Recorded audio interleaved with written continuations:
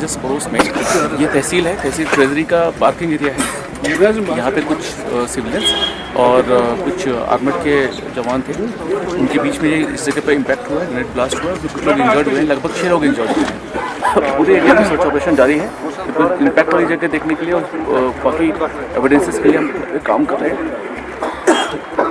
साथ साथ सारी जगह पर आसपास के इलाके में पूरे सर्च ऑपरेशन पूरे एरिया में सर्च ऑपरेशन जारी है, इम्पैक्ट वाली जगह देखने के लिए और बाकी एविडेंसेस के लिए हम काम कर रहे हैं।